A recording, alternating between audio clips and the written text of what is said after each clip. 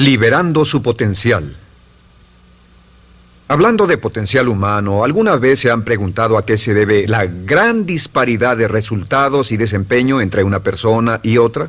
Una persona que percibe $250,000 anuales no es 10 veces más astuta ni mejor que una persona que percibe $25,000 anuales. ¿Por qué la diferencia de 10 veces sus ingresos? Y si tomamos a una persona que percibe $2,5 millones al año, ¿será esa persona 100 veces mejor, más astuta que la persona que gana $250,000? Imposible.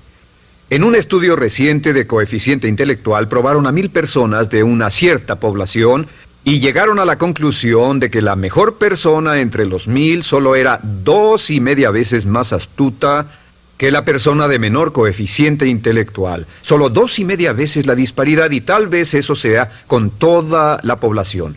¿A qué supone que se debe la diferencia? Al hablar de potencial humano, llegamos a una fórmula que deduje hace algunos años.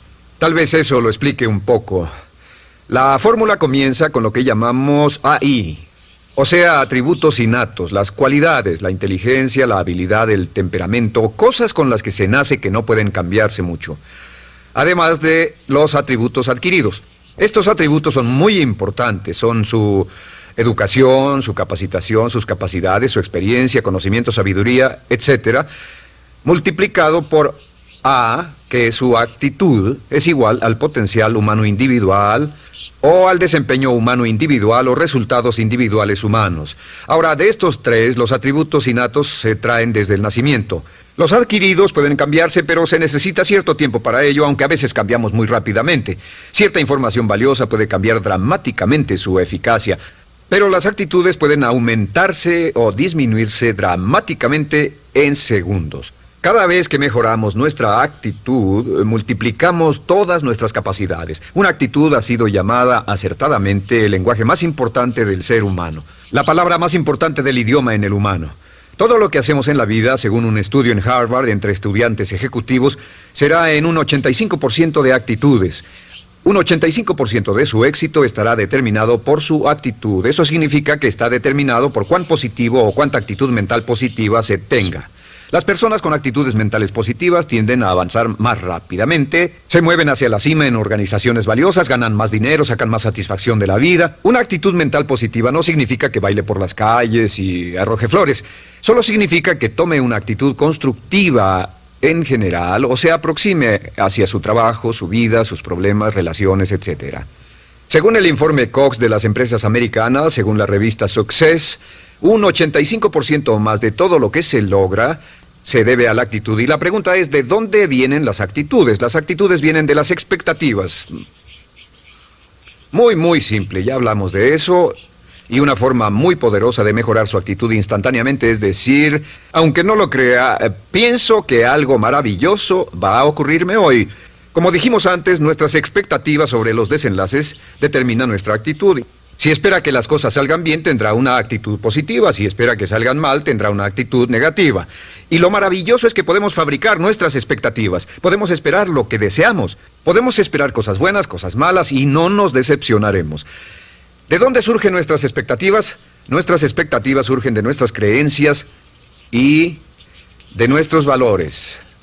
Son el centro de los factores motivacionales de nuestra personalidad, nuestras creencias, y esto nos conduce a un entendimiento del potencial humano. Significa básicamente que nuestra actitud es una expresión externa de lo que está ocurriendo internamente, y esto es consistente con las leyes mentales. Con respecto a las creencias, cada uno de nosotros tiene muchas creencias en el fondo que los psicólogos llaman los conceptos propios. El concepto propio, o su descubrimiento, es considerado por muchos como el logro único y más importante para comprender el desempeño humano en el siglo XX. Yo estoy de acuerdo. El concepto propio es como, si queremos usar una analogía militar, el centro de mando. O si queremos usar una analogía técnica, es el programa central de su computadora básica. Es un grupo de creencias, valores, actitudes, sentimientos, ideas, etcétera, almacenadas en el fondo de nosotros y son el resultado de casi todas las experiencias que hemos tenido en la vida. Y algunos investigadores dicen que el concepto propio comienza a formarse aún antes del nacimiento, pero el concepto propio, una vez colocado, Precede, predice y determina sus niveles de eficacia y desempeño en todas las áreas de nuestra vida. El concepto propio se convierte en el centro de mando o el programa maestro. El concepto propio de este grupo de creencias determina lo que dirá, lo que hará, cómo actuará, cómo se siente y reacciona, etc. ¿Qué significa esto? Significa que todas las mejoras en su vida externa, todos los cambios en su realidad comienzan con un cambio en su concepto propio. Les voy a explicar lo que significa. Esta es una gráfica muy simple. Hablamos de potencial humano y decimos que la persona promedio usa un 10% o menos de su potencial. Según investigaciones, tal vez es mucho menos. El Instituto Stanford Brain en Santa Clara, California, estima que tal vez se aproxime a un 2%.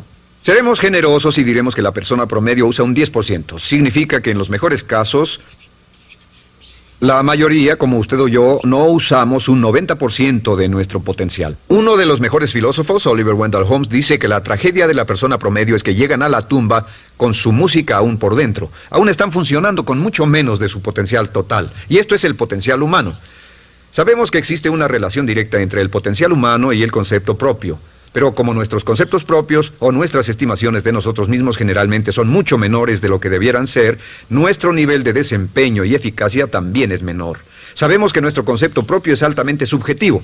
¿Qué significa esto? Significa que el concepto propio, lo que pensamos que es cierto sobre nosotros mismos, no está basado en la realidad, está basado en información que hemos tomado y aceptado como cierto, hasta el grado en que creemos lo que sea de nosotros mismos y se vuelve cierto para nosotros porque actuamos de una forma consistente con ello. Algunas personas que leen sus horóscopos y creen en horóscopos predicen su futuro. Hay algunas personas que toman la crítica y las opiniones de otros a quienes ni siquiera respetan y hacen suyas esas ideas, dando un resultado muy negativo. Lo que piense, lo que acepte como cierto, se vuelve cierto para usted. También sabemos que como adultos tenemos una variedad de conceptos propios. Tenemos un concepto propio de cómo vestirnos, cuánto pesamos, lo que comemos, lo bien que podemos hablar en público, qué tipo de padres somos, qué tipo de hijos somos con nuestros padres, qué tipo de esposo o esposa somos, qué tipo de amante, de conductor. Lo interesante de manejar es que todos los hombres tienen un concepto muy positivo con respecto a esto. Las mujeres no entienden esto, pero los hombres nacen con un genio inherente para manejar. Todos los hombres son choferes excelentes. Si no lo creen, todo lo que tienen que hacer las mujeres que están viendo esto es pensar en la última vez que trataron de corregir la forma de conducir de un hombre y recordarán que no obtuvieron buenas respuestas. ¿Cómo respondemos ante alguien que desafía nuestro concepto propio, sugiriendo que no somos las personas que pensamos ser? Estamos a la defensiva, nos enfadamos, nos irritamos, es difícil que nos traten. Tenemos un concepto propio de lo creativos que somos, lo inteligentes, lo rápido que leemos, lo bueno que somos en los deportes, y si practicamos una gran variedad de ellos, tenemos un concepto propio para cada uno de ellos. Tenemos un concepto propio de lo bien que cocinamos, de lo bien que educamos a nuestros hijos, de lo bien que limpiamos nuestra casa, los autos que manejamos, etc. Y también de lo que valemos por lo que ganamos. Es muy interesante saber que nunca ganamos más del 10% de nuestro concepto propio en ingresos. Nuestro concepto propio determina nuestro nivel de ingresos. Este nivel de concepto propio se llama zona de confort. Y aunque querramos más dinero, veremos que la tendencia humana natural de todas las actitudes es luchar por lograr entrar a la zona de confort y luego quedarnos ahí. Si ganamos un 10% por encima de nuestro concepto propio de ingresos, tendremos una necesidad imperante de deshacernos de ese dinero. Lo donaremos, lo gastaremos en forma extravagante y hasta lo perderemos si recibimos demasiado. Las personas que ganan la lotería siempre están quebradas a los 2 o 3 años. Queman el dinero porque ese dinero está más allá de su concepto propio. Si gana 10% o menos de su nivel de concepto propio, se descubrirá luchando, trabajará más duro, más tiempo, pensará en forma más creativa, buscará diferentes formas para aumentar sus ingresos o sus segundos ingresos. La única forma de mejorar cualquier parte de su vida, incluyendo sus ingresos, es aumentando el nivel del concepto propio de sus ingresos, comenzando a pensar en usted como si estuviera ganando más dinero. Si quiere bajar de peso, la única forma en que podrá lograrlo es pensando en que está delgado. Piense en usted mismo como una persona más delgada. Si quiere volverse una persona más popular, más amorosa, más feliz o más sana, comience a pensar una y otra vez en esas cosas hasta que se vuelvan parte de su nuevo concepto propio. Hablaremos de eso más adelante. Es una parte esencial de la programación de su mente hacia el éxito. Su concepto propio global está determinado por el promedio de sus conceptos propios en las áreas que considere importantes. Ahora, su concepto propio está formado de 3 partes críticas. La primera parte del concepto propio es el ideal propio. El ideal propio es la persona que más desearía ser, es su idea de lo que constituye un ganador, es su visión ideal de lo mejor que puede ser usted. Nada más, una de las cosas que sabemos de las personas con éxito es que las personas con éxito tienen ideales propios muy claros, ideales claros de quién quieren ser en el futuro. Las que no tienen éxito tienen ideales muy vagos. El número 2 es la autoimagen. La autoimagen es como un retrato de cómo se ve a sí mismo y lo que piensa de sí mismo. La autoimagen es el espejo interno, es como se percibe a sí mismo ahora en su desempeño actual, en forma cotidiana. La tercera parte es su autoestima. Su autoestima es cómo se siente consigo mismo. Cómo se siente consigo mismo es la fuerza motriz, el motor, la fuerza poderosa dentro de su subconsciente. Es la fuerza de energía dentro de su concepto propio y determina casi todo lo que le pasa. La mejor definición de autoestima es cuánto se agrada a sí mismo.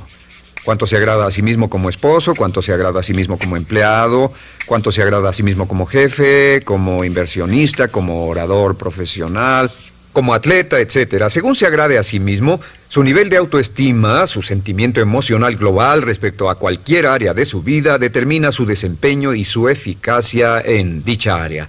Lo sorprendente es que se convierte en lo que piensa, su concepto propio es maleable, su autoestima puede formarse repitiendo una y otra vez, me agrada mi persona, me agrada mi persona, me agrada mi persona. Me agrada mi persona, me agrada mi persona, me agrada mi persona. Entre más se repita, me agrada mi persona, me agrada mi persona, entre más lo repita una y otra vez, más crecerá su autoestima y entre más crezca su autoestima, más crecerá su concepto propio global. Cuando crezca su concepto propio global, su desempeño será mejor en todo lo demás que emprenda. Cada vez que diga, me agrada mi persona, me agrada mi persona, me agrada mi persona, me agrada mi persona, me agrada, será como bombearse psicológicamente. Todo lo que pase que haga que su autoestima suba, hará que se comporte mejor. Todo lo que haga que su autoestima baje hará que se comporte peor, que cometa errores, que sea infeliz, etc. Un punto crítico de agradarse a sí mismo, sobre autoestima y agradarse a sí mismo, es que, número 1, nunca puede querer a nadie más de lo que se quiere a sí mismo. Que su nivel de autoestima es determinante de la calidad de relaciones que tenga con los demás. Y número 2, es que nunca puede esperar que nadie más lo quiera o respete más de lo que se respeta a sí mismo. Cuanto se agrade o se respete a sí mismo, determina sus actitudes hacia usted. Todas las escuelas de psicología actualmente están de acuerdo en el hecho de que depende de lo que usted realmente se quiera y se respete a sí mismo como un ser humano valioso e importante, tiene efecto sobre todo lo que le pase. Cuánto se agrade a sí mismo, y lo que puede hacer es mejorar su autoestima diciendo me agrada mi persona, me agrada mi persona, me agrada mi persona, me agrada mi persona. Y esto nos lleva a la pregunta, ¿de dónde viene el concepto de autoestima? Y descubrimos que el concepto propio es maleable, puesto que no nace con este concepto propio, no nace con ninguna idea sobre sí mismo, no nace con autoimagen ni autoestima. Nace, en cierto modo, como potencial propio. Es la mejor forma de plantearlo. La persona promedio llega al mundo como potencial puro. Y no tiene el concepto propio de que todo lo que es ahora, todo sentimiento que tiene, toda actitud o valor, tuvo que aprenderlo en el transcurso de su vida. También sabemos que el niño llega al mundo con una necesidad imperante de amor y contacto. Y como una gran cantidad de investigaciones lo indican, necesitamos mucho amor y contacto durante toda nuestra vida, pero en especial durante nuestros años de formación, porque de niños aprendemos quiénes somos, cuánto valemos, si somos importantes, inteligentes, amorosos, chistosos. Todo esto lo aprendemos por la forma en que nuestros padres nos tratan. Si nuestros padres, nuestros parientes, tíos o tías, en especial nuestros padres, nos tratan como si fuéramos realmente importantes, crecemos pensando que somos realmente importantes, pero si nuestros padres no lo hacen, pasa algo más. Sabemos que los primeros años de vida son los más importantes para el desarrollo del concepto propio, que un niño comienza a partir de cero. El niño nace sin saber quién es él o ella. Son sumamente valiosos el primero, segundo, tercero, cuarto y quinto años de vida. Algunos psicólogos pensaban que eran los 5 primeros años, pero ahora dicen que son los 3 primeros años. En sus 3 primeros años de vida el niño aprende quién es y dicen que si se les da suficiente cantidad y buena calidad de amor en los 3 a 5 primeros años, los prepara usted de por vida. Los coloca en una base sólida de autoestima y confianza en sí mismos, valor e importancia realmente. Existe una relación directa entre la calidad y la cantidad de amor y el desarrollo de una personalidad sana. Entre más amor, amor incondicional, reciba un niño en sus años formativos, más fuerte será la base de su personalidad. El reverso de la educación es que casi todos los problemas de psicosis, neurosis, perturbaciones de la personalidad y problemas de comportamiento surgen de los problemas que se tengan con el concepto propio. Ahora observemos a los adultos. Aquí está nuestra personalidad adulta. Si nos observamos, podemos llegar a reparar nuestras bases, por así decirlo, repitiéndonos una y otra vez: me agrada mi persona, me agrada mi persona, me agrada mi persona, y llevamos ese concreto reparador hacia la base de nuestra personalidad. Los niños necesitan el amor como las rosas necesitan la lluvia. Los niños que carecen de amor a menudo mueren por escasez de amor. Es una enfermedad llamada marisma. Ahora, ¿qué más sabemos sobre los niños? Sabemos que los niños llegan al mundo con dos atributos notables. El primero es que no sienten temor. Los niños nacen sin temores. No temen a nada excepto a caerse y a los ruidos fuertes. Y esto se expresa en sus actitudes: yo puedo. Los niños llegan al mundo pensando que pueden hacer cualquier cosa, y quien haya criado a un niño hasta la edad de 3, 4 o 5 años sabe que debe pasar esos primeros años evitando que se maten, porque son como pilotos japoneses, porque no le tienen miedo a nada. Su segundo atributo es que llegan al mundo totalmente espontáneos. Dicen lo que quieren, hacen lo que quieren, son totalmente desinhibidos. Totalmente. Ellos no temen hacer nada de lo que desean, y esto se expresa en su actitud: no quiero. No tengo que hacerlo. Si ha tratado de controlar a un niño, lo habrá visto. Lo primero que dicen cuando comienza a darle órdenes, lo primero que aprenden es: no tengo que hacerlo. Claro, a veces cambiamos sus mentes de una u otra forma, pero estos son los dos atributos con los que los niños llegan al mundo. Llegan al mundo sin temores y desinhibidos. ¿Qué significa esto? Significa que nuestro derecho innato natural es no ser temerosos y ser desinhibidos. Y solo cuando podemos crear la misma situación en nuestra vida adulta, cuando no tememos y somos desinhibidos, nos sentimos a gusto con nosotros mismos. Las mejores organizaciones, las mejores compañías son las que crean un ambiente donde nos sentimos sin temores y sin reservas para ser nosotros mismos y para hacer lo mejor de nosotros. Al crecer descubrimos que los niños aprenden de dos maneras. La primera es por imitación. Imitan a uno o a ambos padres, en especial al padre dominante. Algunas veces el padre dominante cambiará cuando crezca el niño, y a veces los niños imitan al padre, a veces a la madre, pero aprenden por imitación. Muchas características y hábitos que tenemos como adultos los aprendimos de nuestros padres. ¿Alguna vez ha tenido la oportunidad, ha tenido la ocasión de gritarle o reñirle a uno de sus hijos? Verá que le dice las mismas cosas que le dijo su padre a usted cuando era niño. Así que imitamos. A veces imitamos su caminar, a veces su forma de hablar, a veces imitamos sus valores, sus creencias, etcétera, aunque esos valores y esas creencias no tengan ningún valor. ¿Por qué? Porque nuestros padres eran así cuando nosotros éramos niños. La segunda forma en que aprendemos es pasando de la incomodidad, lo que no se siente bien, hacia la comodidad. Freud llamó a esto el principio del placer. O sea que nos movemos hacia aquello que nos hace sentir cómodos, lo que nos da placer, lo que nos hace sentir bien con nosotros. Nos movemos de la incomodidad hacia la comodidad. Así es como aprendemos a no mojar el pañal, por ejemplo. Sabemos que no es agradable caminar con popó o pipí en nuestros pañales. Vemos lo que hacen nuestros padres, vemos lo que nuestros parientes hacen y decimos: estas personas no hacen lo que yo. Así aprendemos a caminar y lo demás. Así que de la incomodidad hacia la comodidad. Durante toda nuestra vida, por cierto, así es como aprendemos. Imitamos leyendo lo que otras personas hacen, estudiando libros y en el trabajo, imitamos cuando vamos a la escuela, y hacemos lo que nos da resultados positivos, lo que nos da refuerzos positivos, y hacemos cada vez menos las cosas que nos causan incomodidad o dolor. Ahora, muy temprano en la vida, como equivocación o como resultado de una equivocación que los padres cometen en la crianza, los niños comienzan a aprender hábitos y patrones negativos. Los patrones y hábitos negativos tienen sus raíces principalmente en la crítica destructiva.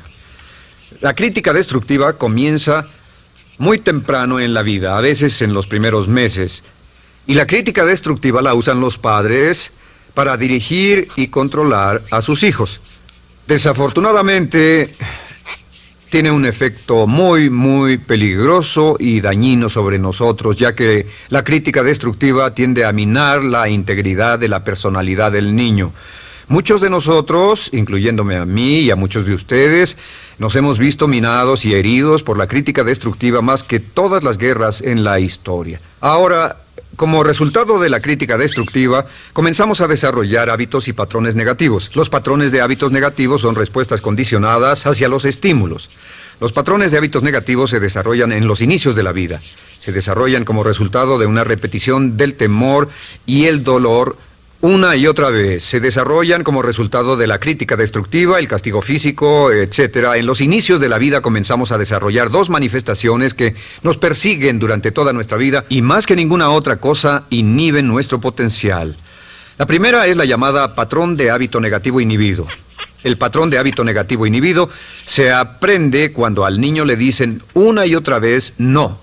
Aléjate de ahí, no toques eso, y se le castiga. Cuando el niño intenta algo nuevo, o se involucra con algo, o huele algo, o derrama algo, o rompe algo accidentalmente, el padre estalla y se enfada mucho. Como ven, el niño está impulsado por la curiosidad insaciable de explorar su mundo.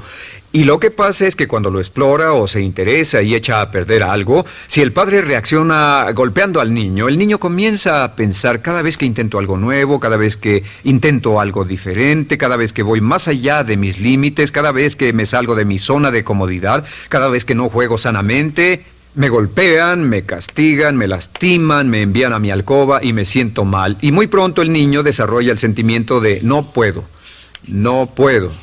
No puedo. Cada vez que trato algo diferente, me castigan. No puedo, no puedo, no puedo.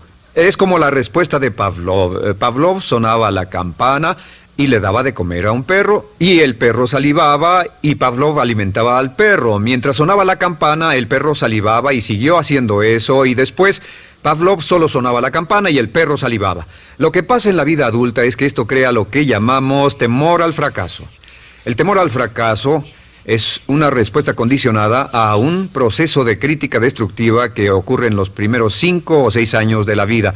El temor al fracaso automáticamente nos activa, nos sentimos ansiosos, tensos, intranquilos, sentimos presiones y estrés en nuestro plexo solar, sentimos ganas de retirarnos del evento y el temor al fracaso es la razón principal por los fracasos en la vida adulta. Es la razón principal por la que evitamos cumplir plenamente nuestro potencial. De hecho, todos los patrones de hábitos negativos se experimentan en el cuerpo físico.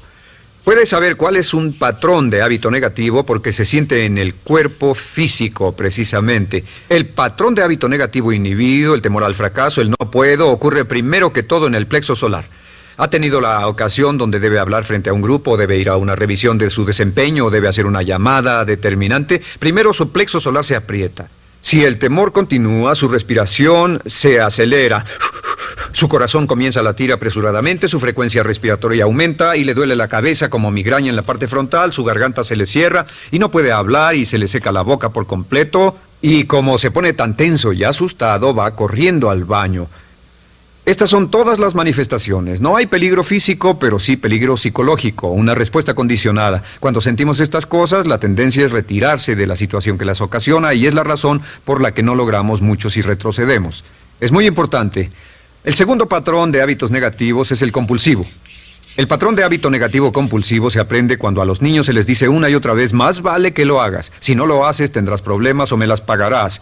A los niños se les convierte en recipientes del amor condicionado. Los padres no intentan hacer esto, pero lo que hacen es sugerirle al niño, no te amo, por lo tanto no estás a salvo, a menos y hasta que hagas lo que yo quiero.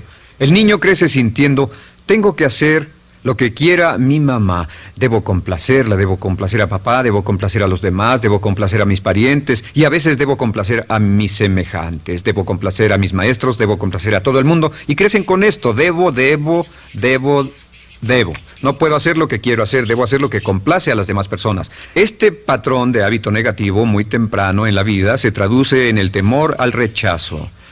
El temor al rechazo lo experimentan los hombres como adultos como un comportamiento tipo A. Hablaremos del comportamiento tipo A posteriormente. El comportamiento tipo A es una necesidad compulsiva o excesivamente compulsiva de complacer de algún modo a alguien sin normas de comportamiento, prácticamente sin pensarlo. El temor al rechazo nos impulsa, nos hace muy sensibles a las necesidades de los demás. Hacemos cosas que otras personas quieren, no hacemos lo que nosotros queremos. Siempre estamos tratando de complacer a los demás. Tenemos preocupaciones o nos importan las opiniones, sentimientos y actitudes de otros hasta el punto donde ocultamos nuestras necesidades. El temor al rechazo se siente en la columna del cuerpo. Se divide el cuerpo a la mitad y se siente hacia abajo en la mitad posterior del cuerpo. El primer lugar donde comienza a sentirse el temor al rechazo es generalmente en los hombros y el cuello. Nos sentimos entumidos, duros, tensos. Cuando tenemos mucho que hacer sentiremos un estrés tremendo en la columna. Los músculos se estiran en la parte posterior. A veces se manifestará como flebitis y venas varicosas y a menudo nos darán dolores de cabeza en la parte posterior de esta porque las arterias carótidas que llevan la sangre hasta la cabeza, los músculos a su alrededor se contraen y la cantidad de sangre que fluye hacia la cabeza fluye más lentamente y se siente un terrible dolor de cabeza en la parte posterior. Estos dos temores, los patrones de hábitos negativos compulsivos, el compulsivo y el inhibitorio, son resultado de la crítica destructiva, el gran destructor de la personalidad que nos persigue durante toda la vida. Y lo maravilloso de todo esto es que como son patrones de hábitos aprendidos, podemos olvidarlos. Podemos acabar con el temor al fracaso que nos detiene. Podemos acabar con el temor al rechazo que hace que hagamos cosas que complacen a los demás en vez de complacernos a nosotros, trabajando con nuestra propia autoestima. Porque existe una relación inversa entre la autoestima y el patrón de hábitos negativos. Porque entre más se agrade a sí mismo, menos teme al fracaso. Entre más se agrade a sí mismo, menos teme al rechazo. Entre más se agrade a sí mismo, menos temerá a cualquier cosa. Y si sigue repitiendo, me agrada mi persona, me agrada mi persona, me agrada mi persona una y otra vez, si sigue diciendo esto, con el tiempo su autoestima sube más y más y más y más y sus temores desde luego bajan. Cuando su autoestima sube, sus temores van en dirección opuesta. Ahora, ¿cómo enfrentar la crítica destructiva si debe criticar a otras personas? Pues eso es muy simple. Muchos padres nos han preguntado eso. ¿Cómo se controla a los niños? Una de las claves para controlar a los niños es dirigirlos para que hagan algo constructivo en lugar de hacer algo destructivo. Otra cosa que debe recordarse es que lo que quiere hacer es que quiere dar una crítica informativa, crítica constructiva, lo que significa que se les dice a los niños lo que pueden hacer o a los adultos lo que pueden hacer mejor. Todo el propósito de dar retroalimentación de cualquier tipo es mejorar el desempeño. Si es padre o si es jefe o si es una persona en una relación, si una persona está haciendo algo malo o inadecuado, todo el propósito de darles cualquier tipo de retroalimentación es para que puedan hacerlo mejor. Sin embargo, existe una relación directa entre la autoestima y la crítica destructiva. Cada vez que se critica a una persona, su autoestima baja. Y cada vez que su autoestima baja, su habilidad para desempeñarse baja. Si critica a una persona en forma destructiva demasiado tiempo, llegará a un punto donde no intentarán nada. Se convierte en lo que llamamos hipersensible. Un adulto hipersensible es aquel que no puede aceptar críticas de nadie. Un adulto hipersensible es una persona que está muy tensa, ansiosa, si siquiera sugiere que no está haciendo lo correcto. Si trata con un adulto hipersensible, la clave es sentarlo y recordar 4 cosas. Número 1, comenzar con alabanzas. Número 2, proteja la autoestima de la persona a toda costa. Número 3, discuta el desempeño y no a la persona. Hable del comportamiento más que de la persona. Y número 4 es enfocarse hacia el futuro en vez de en el pasado. Enfóquese hacia lo que va a hacerse en forma diferente en el futuro en vez de lo que pasó en el pasado. ¿Por qué? Una razón muy simple, porque una persona no puede controlar el pasado. Al no poder controlar el pasado, cualquier crítica de lo que han hecho en el pasado les da un estrés tremendo y frustración. Así que, en resumen, la clave del éxito en la vida es una actitud mental positiva. Una actitud mental positiva se basa en expectativas de éxito, de una serie de expectativas positivas. Esa serie de expectativas positivas se basa en sus creencias y en su concepto de sí mismo. El centro de su concepto propio que determina su eficacia en la vida es su autoestima, y su autoestima se mide por cuanto se valore a sí mismo. Las dos cosas que nos frenan más que nada son el temor al fracaso y el temor al rechazo. Y uno de nuestros secretos centrales de éxito es este: Conviértase en un organismo generador de autoestima perpetua. Haga continuamente cosas para usted mismo, hacia sí mismo en su vida, que hagan que se agrade a sí mismo, que se ame, que se acepte, que se respete, que hagan que se sienta fantástico con usted mismo. Si es un jefe o un padre, no olvide que la clave para el máximo desempeño en su hogar y en su trabajo es hacer que las personas se sientan maravillosamente consigo mismas. Entre mejor se sienta consigo mismo y más se agrade, más probable será que logre que las personas a su alrededor lo quieran, lo acepten, lo respeten, se respeten.